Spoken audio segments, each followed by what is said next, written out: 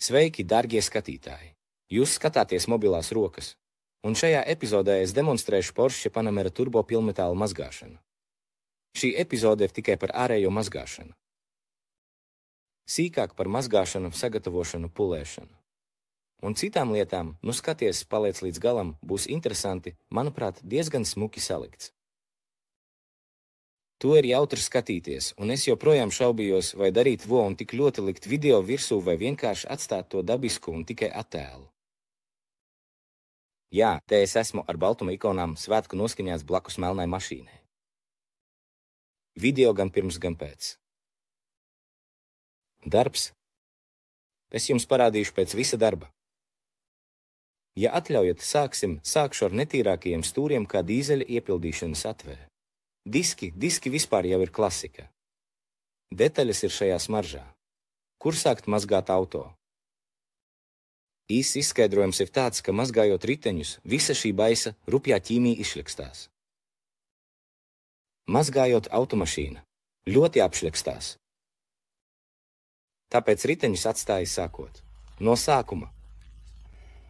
Un tad pēc virsbūves pulēšanas pabeidzu braukšanu garām diskiem. Un diskiem es izmantoju visbūtiskāko produktu metāla putekļiem, es teiktu, un izmantoju tikai dronu. Dažreiz vismaz nedaudz šo divu kombināciju savāc, citus nepatīkamus piemaisījumus. Izmantoju otu, kas nav pārāk asa, jo diski ir krāsoti, lakoti un tie ir jutīgi pret skrāpējumiem. Ar jebkuru stipru rupju suku varat saskrāpēt, bet ar pirkstiem, ko šobrīd daru, meklēju punktu, un, ja nopietni meklēju, kur vēl ko neesmu skāris un kur ķīmija nav izšķīdinājusi metāla putekļus. Un to jūtu, braucot ar pirkstu pa disku. Viss ir labi, bet redzu, ka riepai vēl nepieciešama uzmanība un vispār riepām. Ir ko darīt, ja esat mēģinājuši, sapratāt, ka nepieciešama nopietna ķīmija un riepām ir atsevišķa. Ķīmija. Šim epizodam man tās nav ko ieteikt, bet noteikti tās ir pieejamas, un es ieteiktu turēt atsevišķi riepu tīrīšanas līdzekli. Bet es personīgi mazgāju riepas ar šo līdzekli, lai noņemtu metāla putekļus un netīrumus atkal ar to pašu. Abu ķīmisko vielu kombināciju uzsmidzinot un labi noberzējot ar otu, jo es atrisinu netīrumu problēmu uz riepām. Es arī izmantoju kokvilnas cimdus. No malas kso nav tas, ka tev nobriedis, kaut kā tā ir reklāma, vai man te ļoti patīk. Kad cimdus var atrast pats, kur gribi, man patīk cimdi, es ar pirkstiem, tad varu berzēt restes zem spoguļa. Jūtu virsmu zem rokām un kā bijusī masiera joprojām esmu, bet kā jau 6 gadi masāžas lauciņā.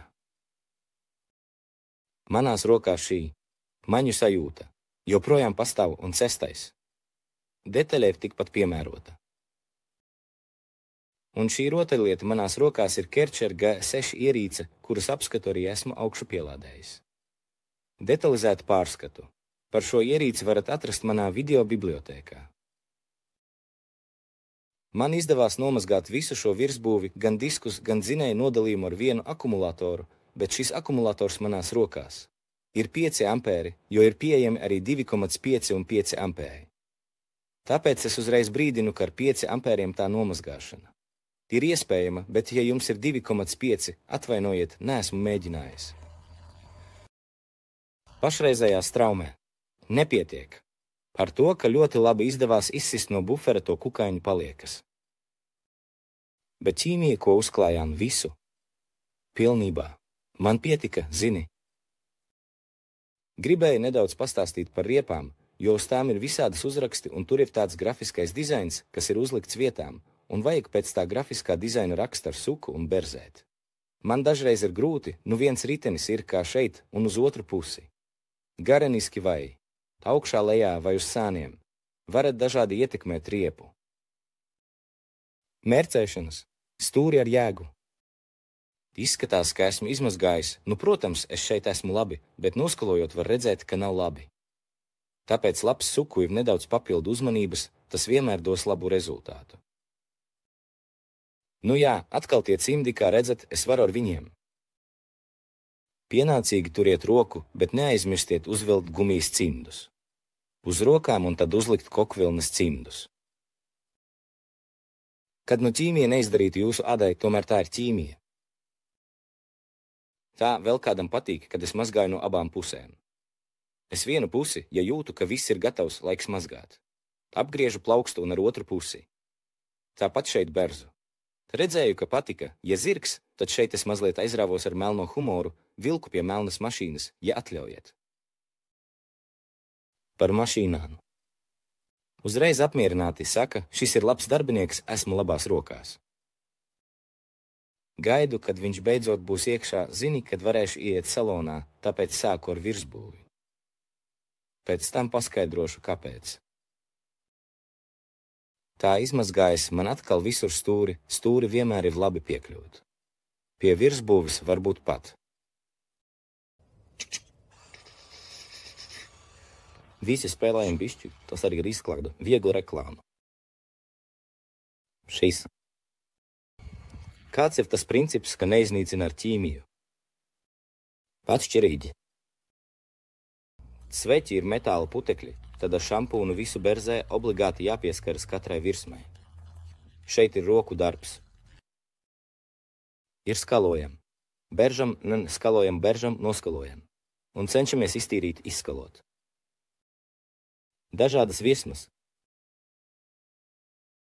Teikšu patiesību, šaubījos, vai taisīt savu ISO ļoti vai ļaut skatīties video tādu, kāds tas ir. Ļoti gribētos, lai komentē, bet tagad kādu brīdi klusēšu. Skatiet, kā jums patīk video bez manas balss, un lūdzu komentējiet. Vai man tas tiešām ir vajadzīgs? Vai man vienmēr ir jāveido video ar balsi? Vai paskaidrot kaut ko, vai vienkārši ļaut jums atpūsties, skatoties skatu un netraucēt jūsu uzmanību?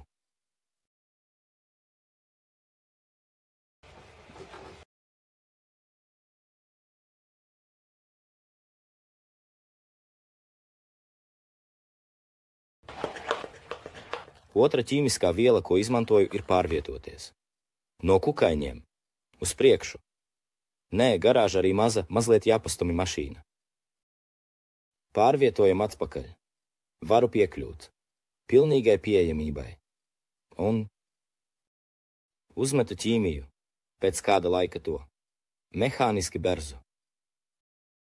Kukaiņi vēl vairāk sāk strādāt. Es skalojam.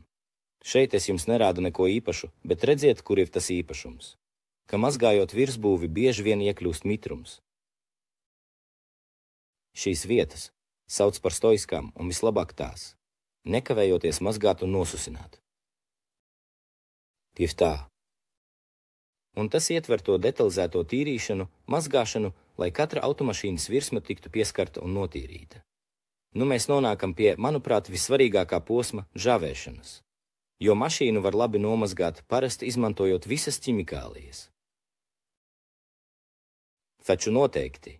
Ir iespējams, ka, ja jūsu ūdens ir ciets vai telpā ir daudz putekļu, vai ja kaut kas vai kāds cits nejauši pieskaras virsmai, ūdens pilieni noticēs un izžūs. Nu to saprot katrs, kurš ir mazgājis mašīnu. Nepietiek tikai ar to, ka tos samitrina. Žāvēšana dod to galveno – tīrības efektu. Kā teikts šis tīrības? Efekts rodas žāvējot, un ar to drānu es vēl joprojām berzēju pa vietām, kur varbūt nav. Iztīrīts. Sūklis savāc ūdeni, un ar to sūklī savācu ne tikai ūdeni, bet arī netīrumus. Ziniet, cik labi es mazgāju ar sūkli un kerčeru, mana žāvēšanas drāna kļūst briesmīga, tādā ziņā, ka ar to jau vairs negribu seju noslaucīt. Kad ir kā to sauc, es vēl savācu sieru. Daudz sporu. Kas ir afigēni, ka šī drāna dara visam virsbūvēji. Patiesībā esmu izmantojis visādas drānas, kur pēc pusē virsbūves sākuma jau viss, un otra puse vairs nevar izžāvēt. Ar šo drānu ne arī. Virsbūvēji ne dzinēju nodalījumam pietiks, un arī diskiem vēl. Tāpēc tieciet pie savām sapņiem un pie šī amata, ko tagad skatāties, ko es daru ar savām rokām. Tas bija viens. No maniem sapņiem vienkārši darīt to. Es to esmu sasniedzis. Tagad tiecos uz citiem sapņiem, tas ir reģioni un viņš. Sekojiet dzīvē tādam dzīvesveidam, par kuru droši varētu sapņot. Tādā nozīmē viss ir iespējams. Bet šis epizods nav par motivāciju, tāpēc atgriezīsimies pie darbiem. Kā redzat, dzinēja nodalījums arī vēl ir mitrs. Viņš ātri izžūst, tad pēdējā vietā atstāju, bet vēl pēdējās vietās atstāju diskus, jo diskus bez drānas noslaucot, tā drāna tiešām kļūst briesmīga. Negribas pat pieskarties. Nekāda laka, vēlreiz no riteņa diskiem viss ir mitrs.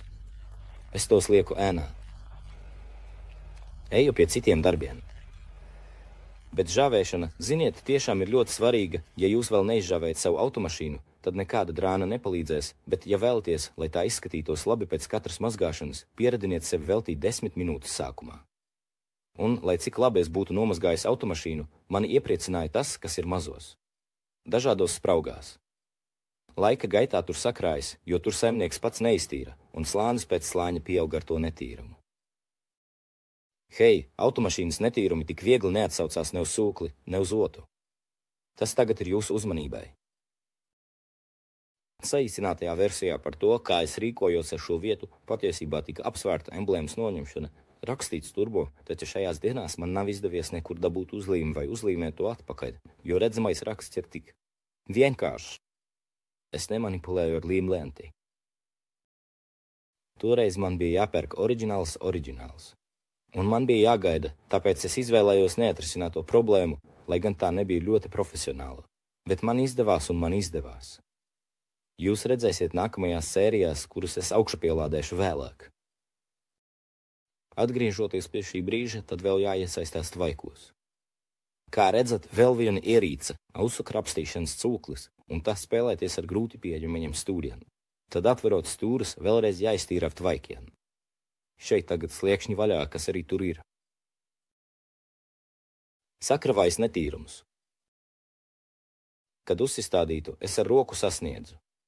Bet kur ne izmantoju tādu kā lapstiņu, kas ir ļoti labs rīks. Tas vispār bija no cita materiāla. Es to pielāgoju tā teikt. Jūs varat pielāgot kaut ko līdzīgu, bet tam jābūt plastmasas vai metāla. Tad es ASV velku ar lupatu. Un jau sasniedzu visādus stūrus. Grūti pieejamas vietas. Gumijas ir ļoti svarīgas detaļās, jo bieži tās tiek ieeļotas ar silikonu. Ziemā, kad nesasalst, tās ir tiešām netīras, un kad labi iztīri gumijas, tu atkal padari tās kā jaunas melnas. Viss šis tīrības efekts tiešām jūtams. No jauna. Nu lūk, kad pēc visa gada mazgāšanas es ātri sakārtoju un šos slapjos. Ārējās mazgāšanas darbus. Nākas arī ar tvaika aparātu iesaistīties, kā redzat. Protams, var iztikt arī bez tā, ja jums tāda nav, ir tiešām veidi, kā iztīrīt tās gumijas ar ķīmiju, lupatiņu un žāvēšanas lupatiņu, suku.